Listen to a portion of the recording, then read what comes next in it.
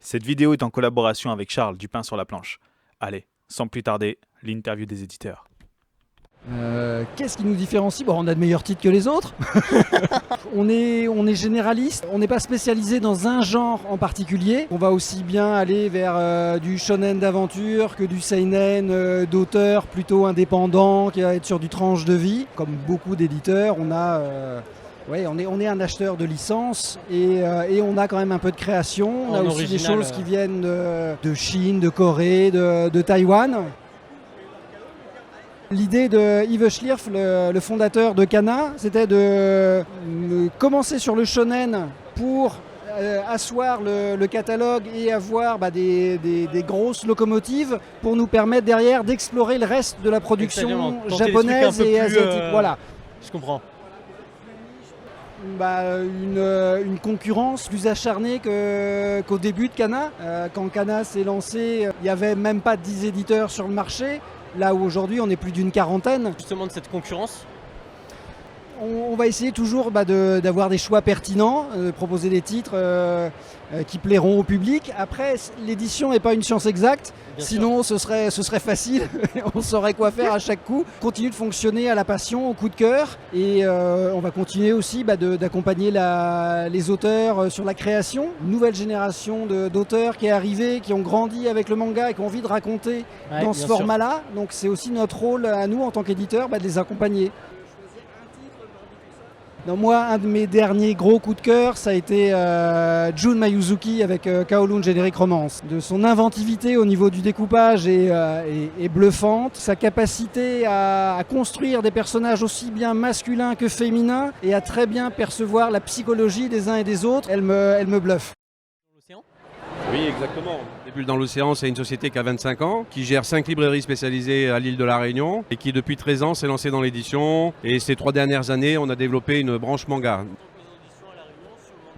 Alors, sur le manga, comme la BD franco-belge, mais surtout sur le manga, c'est d'arriver à avoir le même succès et la même reconnaissance qu'on peut l'avoir chez nous dans l'océan Indien, puisque par exemple Stark avec Redskin est une vraie vedette, on a déjà retiré le tome 1, de montrer donc au public de l'Hexagone, mais pas que, en Belgique et en Suisse, que dans l'océan Indien, il y a aussi des talents qui savent s'exprimer à la fois sur un côté technique très élevé et en même temps avec des histoires qu'on ne voit pas ailleurs. Comment justement tu réponds à cette challenge? J'y réponds avec mon distributeur qui est Macassar en France. Et puis en essayant d'être présent à des salons. Là, ça fait 15 jours qu'on a fait Japan Tour, quelques tournées en dédicace, en librairie. Et là, aujourd'hui, à Japan Expo. C'est à force de se montrer, à force de... Tout à l'heure, j'ai rencontré quelqu'un sur un stand qui m'a dit « Mais c'est vous l'éditeur de Redskin et tout, je vais venir le voir. » Voilà. Donc petit à petit... faut du temps pour construire une maison d'édition et voilà.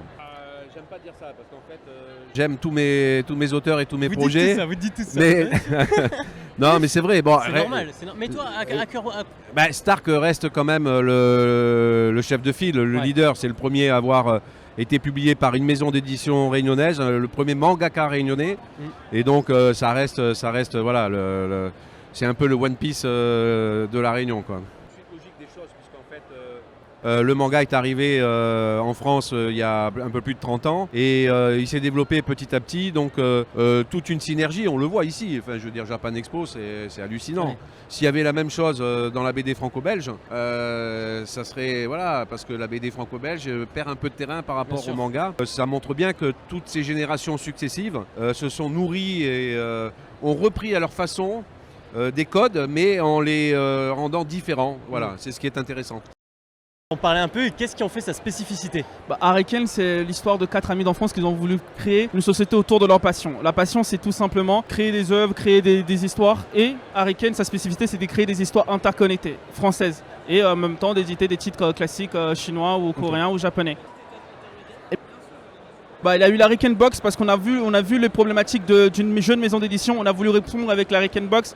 C'est quoi? C'est une petite box, un coffret qu'on offre à nos abonnés chaque mois ou directement dans les librairies. On a à l'intérieur des goodies, des figurines, des snacks. On essaie de répondre complètement aux problématiques que rencontre un éditeur avant la sortie des tomes. Bien sûr, la problématique première d'un éditeur, c'est le développement, la trésorerie, mais surtout la distribution. Parce qu'avoir des tomes, et les distribuer. Il faut qu'il ait de la vente derrière, mais il a Ouais. tellement d'œuvres qui sortent ces temps-ci que les ventes elles descendent, elles sont pas forcément à la hauteur. Au niveau de la publicité aussi, on peut pas tenir tout le monde comme il faut en fait, on va dire ça comme ça. Donc la distribution c'est le vrai problématique en premier d'un éditeur. Oui, on répond à cette problématique grâce à la Box, qu'on envoie directement nos mangas dans les box à nos abonnés et aussi on le met directement dans la box et on le donne directement dans les points de distribution. Ce qui veut dire que la personne connaît des licences qui est ça, comme Naruto ou autre, et en même temps on l'associe à nos licences qui sont là directement avec la maison d'édition. Celui pour toi là qui te fait frémir. Celui qui me fait frémir pour l'instant, c'est Dan the T-Witch. C'est une petite histoire d'amour, de romance, avec un petit ton d'ensorcellement et surtout de magie dans une école.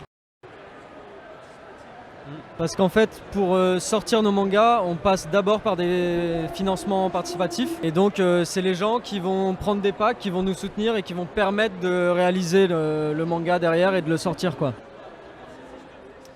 Là, les gros challenges, c'est que là, on passe sur des quantités de plus en plus grandes. Quand on imprime, etc. Maintenant, on est aussi en train de voir pour avoir de la distribution, pour être disponible en librairie, à la Fnac, à Cultura, etc.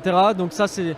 Et puis nous, au niveau de la structure, c'est aussi, on est en train de passer, on était sur une association et on est en train de passer en entreprise. Donc il y a tout ce passage-là aussi qui est permis par les gens, par leur soutien, etc., par le fait qu'il y ait des lecteurs. Donc ça nous permet de faire cette transition-là.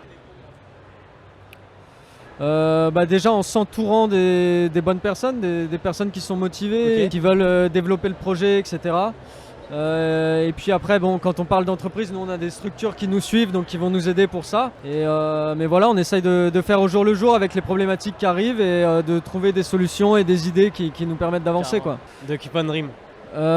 Les ambitions, c'est déjà que les séries qu'on choisit de passer en papier marchent. Ça, c'est à nous de faire ce travail-là pour trouver les lecteurs, etc. sur chaque série et pouvoir proposer vraiment notre catalogue en papier. Le plus gros objectif, c'est d'être dispo en librairie, quoi.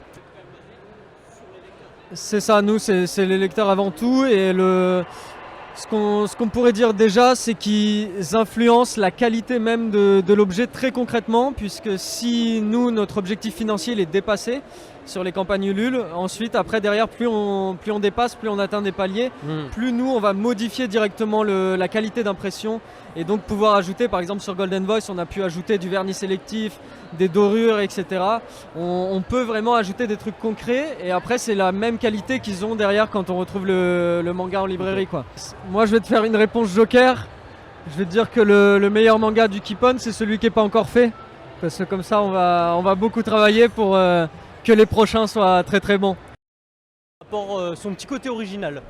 Alors moi je suis le directeur éditorial des éditions Komugi. C'est une maison d'édition qu'on a fondée en avril dernier, enfin en avril 2022 je veux dire, et on a sorti notre premier titre en janvier 2023, donc c'est vraiment tout récent. La particularité c'est que du coup on est vraiment une toute petite maison d'édition, on s'est autofinancé. Donc on n'appartient pas à un grand groupe, on est indépendant, quoi. Et donc comme d'autres maisons d'édition comme Nazca ou Château, Auquel tu peux faire face avec ta maison d'édition. le premier forcément c'est financier. C'est l'argent il vient de nous au départ. Donc en tant qu'éditeur en fait on doit sortir des livres forcément. Sauf que pour produire ces livres il faut mettre beaucoup d'argent avant. Et donc le temps de production il faut mettre beaucoup d'argent et en fait on reçoit l'argent que bien plus tard.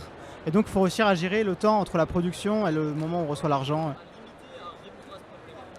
Là on est en train d'envisager le crowdfunding. On sait qu'il y a beaucoup qui ont fait ça, même des fois qui en surabusent. Mais en fait c'est un peu pour l'instant l'unique solution qu'on a trouvée. C'est-à-dire qu'en fait à part... parce qu'en fait pour être diffusé en librairie, il faut annoncer le titre 4-5 mois en avance. Et donc ça veut dire qu'avant ça il faut avoir déjà la traduction, l'adaptation graphique, etc. Et donc ça coûte de l'argent. Et donc à part produire énormément, et ce qu'on peut pas vu qu'on n'a pas assez d'argent, et donc on va essayer de faire des crowdfunding avec des goodies, des choses pour attirer les gens et pouvoir se financer avant la production, toute la production, quoi. Ça veut dire ouais. Alors The Lion in Manga Library, c'est un manga taïwanais ou manhwa qui est écrit et dessiné par Xiao Dao, qui est sorti en 2020 et donc on l'a sorti en janvier 2023, qui est une série en 4 tomes. Pour l'instant il y en a 2 publiés et le 3e sort le 8 septembre et donc c'est l'histoire en fait de 2 jeunes adultes qui ont subi des traumas dans leur enfance, qui vont pouvoir un peu s'échapper de ça en jouant au Go. Et donc en fait ça mêle histoire de Go, enfin le jeu de Go, un peu aussi la librairie, comment marchent les librairies de manga à Taïwan, et tout ça mêlé avec de la psychologie, avec des références à beaucoup de mangas, parce que l'autrice est vraiment très très fan des mangas et ça se ressent.